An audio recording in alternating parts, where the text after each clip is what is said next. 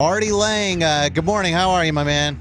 Brother, how you doing? Yo, so you'll be in town. You'll be doing stand-up. You've done all sorts of things in your career. You've done stand-up. You've done movies. You've done television. You did radio at the Howard Stern Show. You did your own, I think, radio/TV thing that was on DirecTV as well, if I'm not mistaken. Out of all of those, which was the most fun? What do you enjoy the most? Is it still stand-up comedy? Well, specifically the gig on Stern. Being on the Stern Show was the best thing ever. I mean, I was there 8.5 years. It was like, it was like being a rock star. The closest I'm ever going to come to it. It was, being on the biggest show ever, and going from playing comedy clubs to like Carnegie Hall. So stuff like that kind of a change in life to where I could get a book written and all that crap was pretty incredible. I'd say that. And radio was fun. I had never really done radio on any level before. And then it gets thrown into it like that, where you just sit in front of the mic and you immediately get heard. You think it's something that you hope is funny or interesting, and you say it, and it immediately gets heard like that. Movies, it takes a year to get out. Right.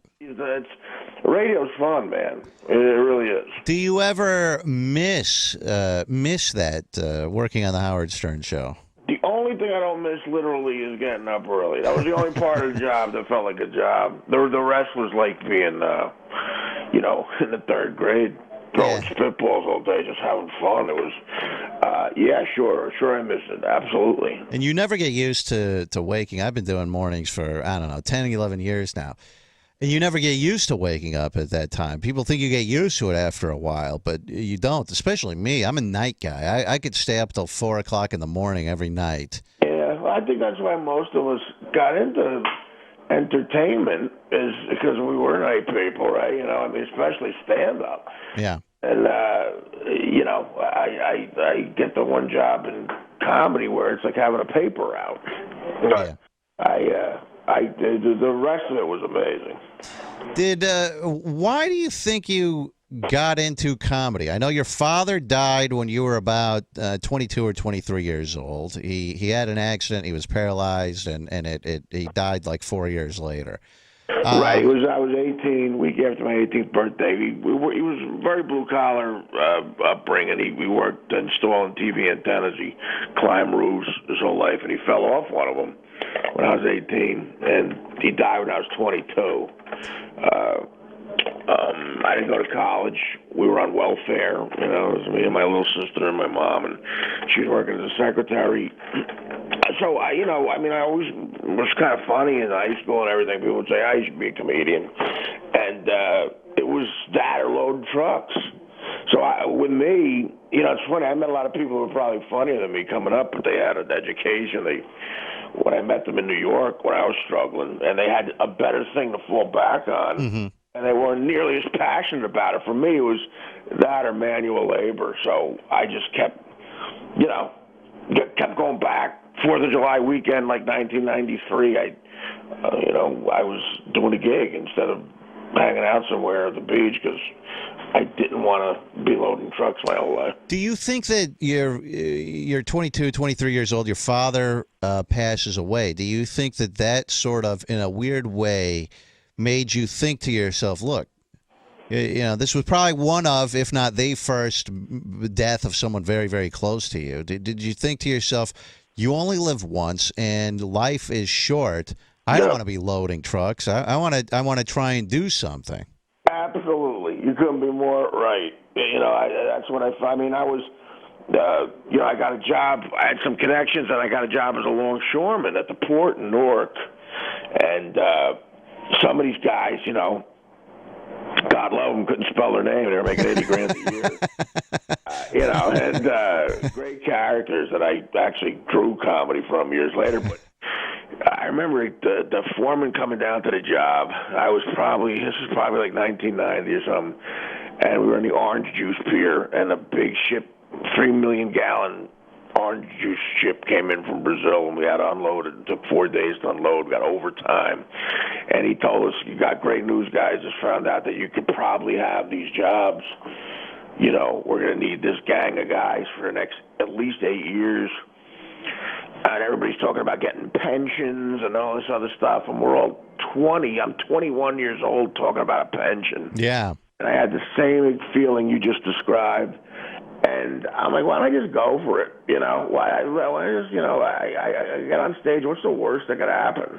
Yeah, I worked for the state of Nevada. My mom was the nursing director there, and when I was a kid, I was like 18 years old. She got me a job at the state, working in the mental hospital there, and everyone, it was sort of the same thing. Everyone had worked there, and they were trying to put in their 25 years or whatever you have to do, and they couldn't understand why I didn't take the job seriously. And it was a lot of money for an 18, 19-year-old kid. I got paid pretty well, like you did as a longshoreman. And I made $60,000 the year I was 22, and I was able to help out my mom, and we really needed it at the time.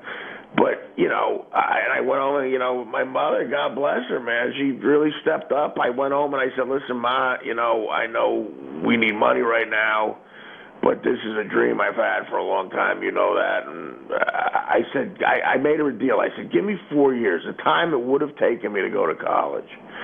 And I played on her guilt a little bit because there was no money for me to go to college. I said, the time it would have taken me to go to college, give me 4 years to try to do this. If at the end of 4 years it doesn't work out, I'll go back to the port, because the good thing was I would still have those connections probably.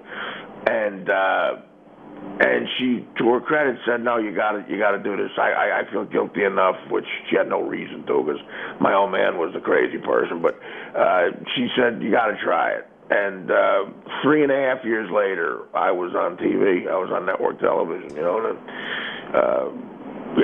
it's an American dream come true. I was able to buy her a nice house and a car, and I'm a millionaire. I mean, it's like I got to see the world, and I'm not loading the truck.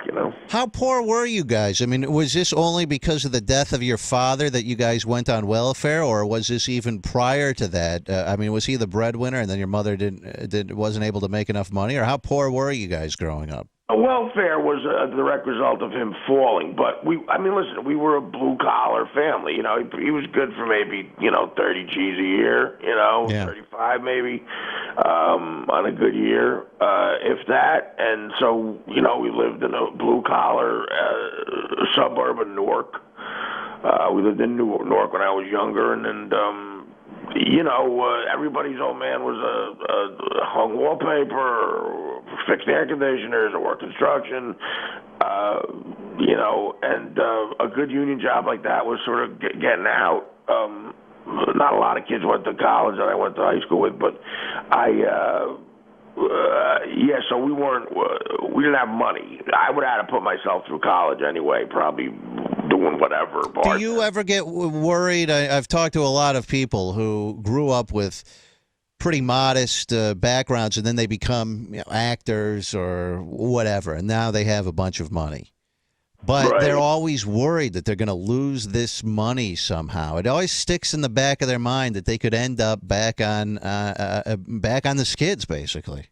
Now, you wouldn't know it by the way I lived my life, because it was very, very carefree on paper. I gambled and,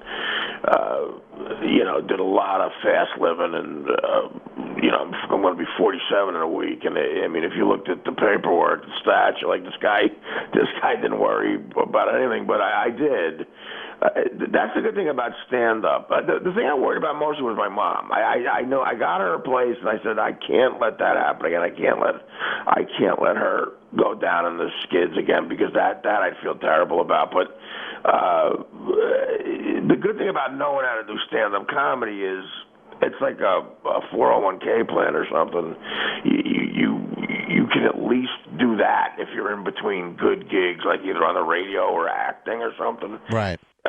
Not good gigs. Like this gig coming up this weekend, they're playing a casino. You get paid good money. I'm talking about the bottom really falls out. I've heard that these casinos pay 2, 3, 4 times the going rate, or even higher than you would normally get doing a regular gig. How much more are they paying? I probably get an extra 25 grand for a weekend. Really? Wow. Now, why do they do that? I would think. Night. I'll tell you why. Because they want people to get in there. They're not just making money on the tickets and the booze. They're making money on people gambling. Right. They want to attract people to gamble there. So if they're short a couple of seats here and there, where a regular theater owner might come bust your chops and go, listen, man, can we take a few bucks off? I took a hit here, or you won't even get offered that in the beginning. They don't care. They're like, look, are you happy? Come back again. We like your crowd. Many times in the old days, they just liked that it was me going to gamble. I've done free shows at casino. You give all the money back that they just paid you, and then some probably. Now, it used to be that when you would go and it seems to me over the past, I don't know, maybe 5-6 years, that it sort of changed a little bit. It used to be, and I grew up in Vegas, as a matter of fact, it used to be that doing a casino, maybe not out in Vegas, but some of these other ones in Louisiana and all this kind of stuff, that doing a casino gig was sort of looked down upon. But because they pay so much more money, that's kind of changed now, right? It's not really. I mean, you're more than happy to take as many of those as you can get, right? My God, show me the idiot who says that, and I'll show you like either a fake or they're all phonies. All these showbiz types, these artsy people, alternative comics, whatever the hell that means. Listen, man, a lot of them either come for money, and money's not something they think about because they have it. Or they'll all do the casinos. They'll all do the lame movie with Uma Thurman eventually. They pay well. They treat you good.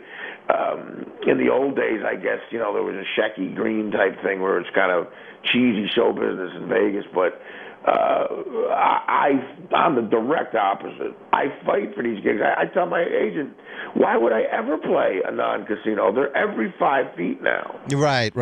And they pay so much more. Would I ever play? I get mad when he books me into something that's not one. Do you want to get back on the radio or get on a sitcom again? I mean, if you could map out, and I know it's impossible. You can't do it. As much as people try to map out their careers, sometimes you have to just go with the flow. But if you had your choice, if you could somehow have divine intervention, what would you be doing 3 years from now? Well, I got to tell you,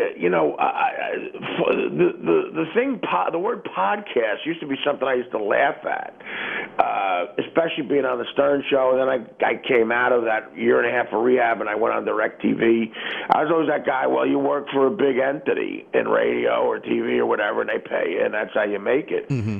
But, a lot of guys have lived through the hellish time in the beginning here of podcasts, and everybody tells me how I met with a company recently who ran some numbers. If you have a following as a performer on the radio, which, thank God, almost a decade on Howard I got, and breaking my ass doing other stuff, if you have a following, it makes a lot of sense to do one, and that's what I'm going to do. I'm doing one, and probably within a month I will have a completely uncensored podcast up. I just announced it on Twitter, and the stand-up special I got coming out. I got to write a new hour. So what do you do? You partner, and by the way, Artie Lange is on with us. He'll be at the Hard Rock Rocksino at Northfield Park on Saturday the 18th of this month, and you can go to Ticketmaster.com for your tickets. What do? You partner with someone, a company, and to do these podcasts, or how can they? I looked into the numbers, and I'm just building the stuff. It's so commonplace, the technology. I got a guy coming in here tomorrow to wire up a big office in my apartment, and I got a guy who can market it and distribute it for me, help me with that, and I'm just going to set up a website and with a PayPal, and I'm just doing it myself. Whatever the expenses are out of my pocket, that'll get taken care of. I got to hire a couple of people on salary, and I know I can do the best show uncensored ever that my fans in particular would like. I'm just going to get up. I'll have comedians over here, and I'm just going to say whatever the hell I want. Adam Carolla did this a few years ago, started a podcast, and I guess he makes pretty decent money doing it. And in fact, Um, I've been in radio. I don't know. I started when I was on my 21st birthday was my first day in radio, and I work for a Clear Channel, which is a big company. But some of the syndication of the show I own, and some of the other things that we do, like RMG TV, which is a full on. Sort of a video simulcast with 5 robotic cameras and a guy back there running a whole video room and all that kind of stuff. This is done entirely by me.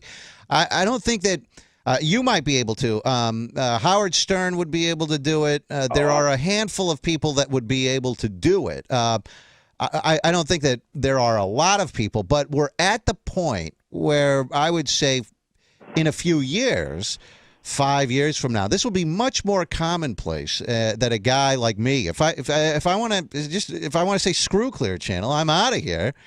As long as your audience is big enough, like you said, you can go direct to people, cut out the middleman. Now the problem is that a lot of these companies, like Clear Channel and CBS, they cut deals with these auto manufacturers to get right on the dash of the car, and these connected cars will be.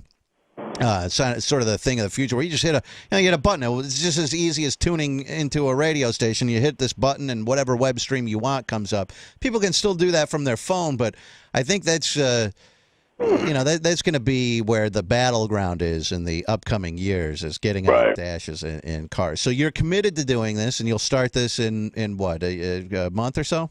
In about maybe less than a month. Well, that's the thing too. I'm not signing any contracts. Right. If it starts to suck, I'll just do something else. You'll just quit it. Yeah, you'll just fire yourself. Absolutely.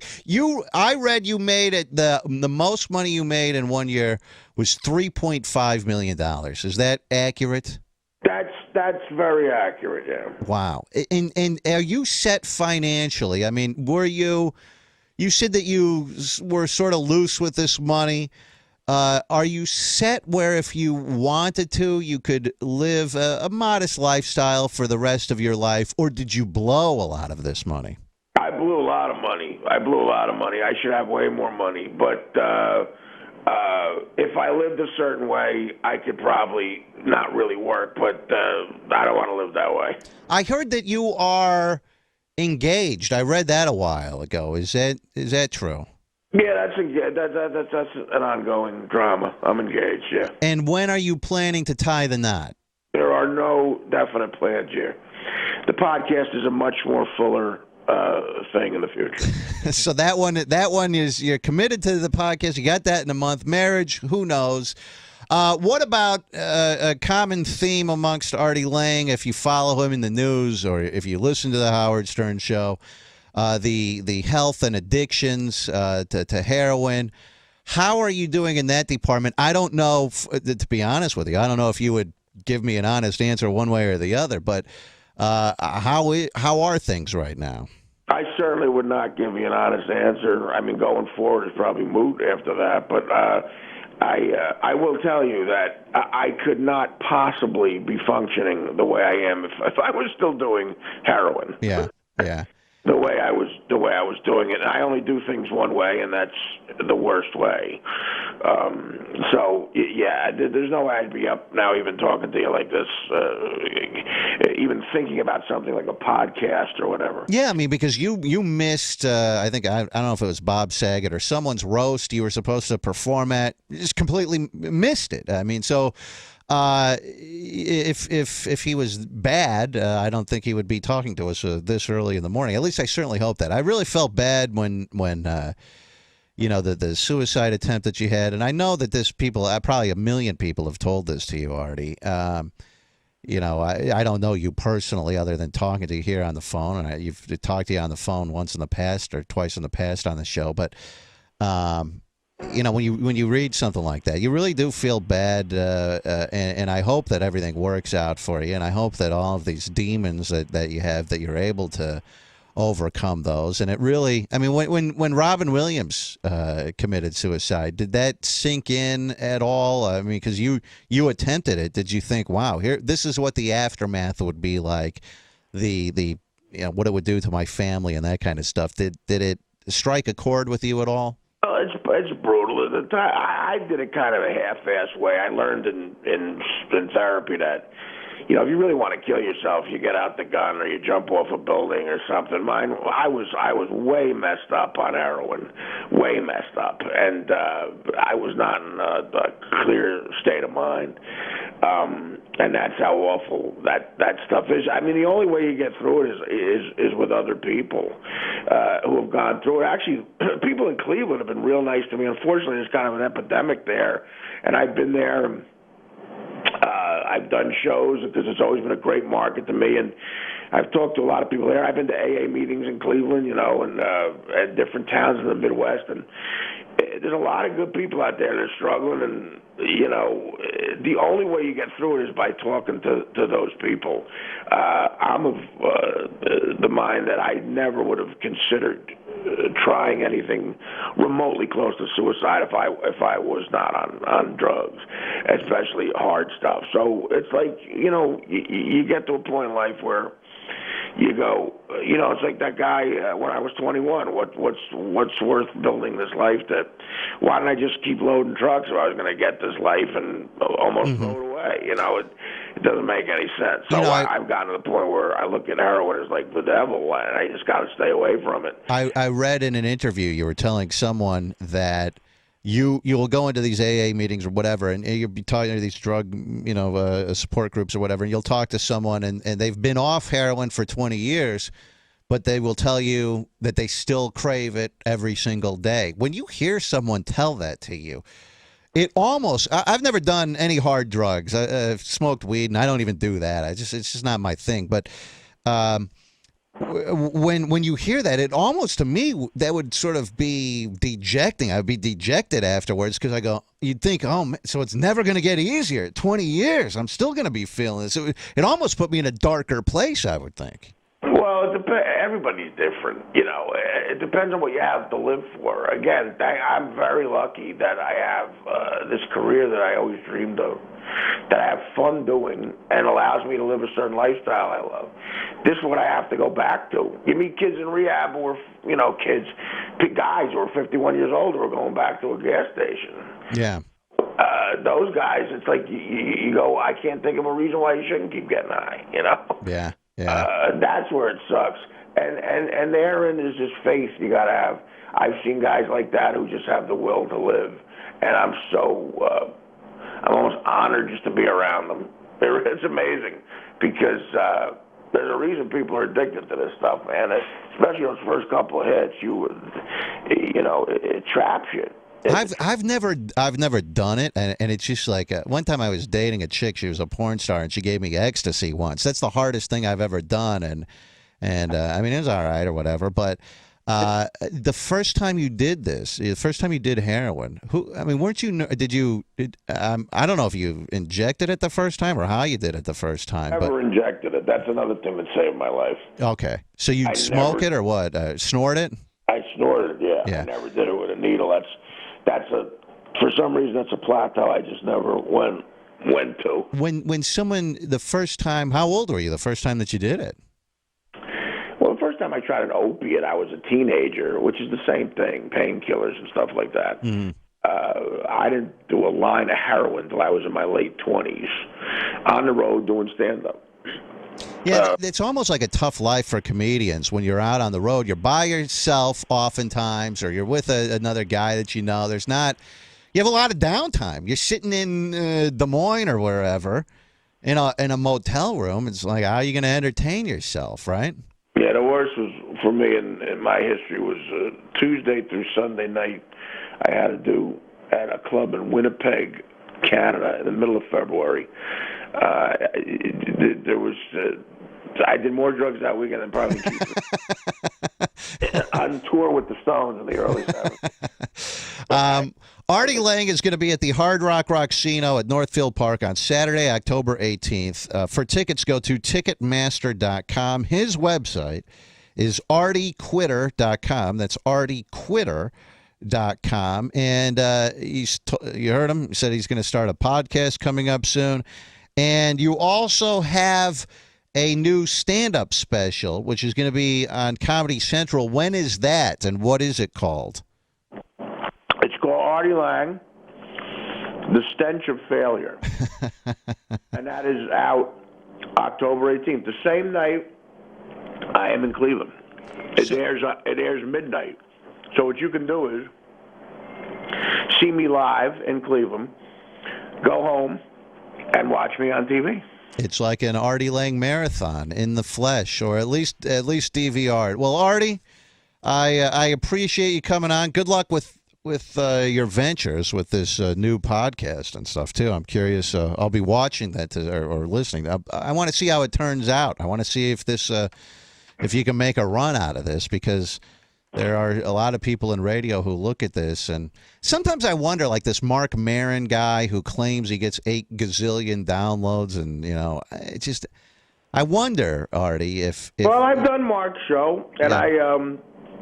I've done Adam Carolla's show, Joe. I haven't done Joe's show yet, but I know he's successful. There's a few guys out there developed a following. I know from doing Mark's show and the reaction I got from it. A lot of people watch that show, listen to that show. I mean, he's a guy who he went through the hard years of putting the podcast thing on the map. Yeah. So we'll see what happens. It's not just about the quick money with me. It's really I know I can do an amazing show for the people that are fans of mine. I know what they like, and I can do a pretty incredible show for them this way. And why not? Well, I wish you luck with that, Artie, and I appreciate you coming on, and have fun while you're here on the weekend of the 18th. I appreciate it, my man. All right, Grover. Always good to talk to you, my man. Be well. Thank you, Artie Lange.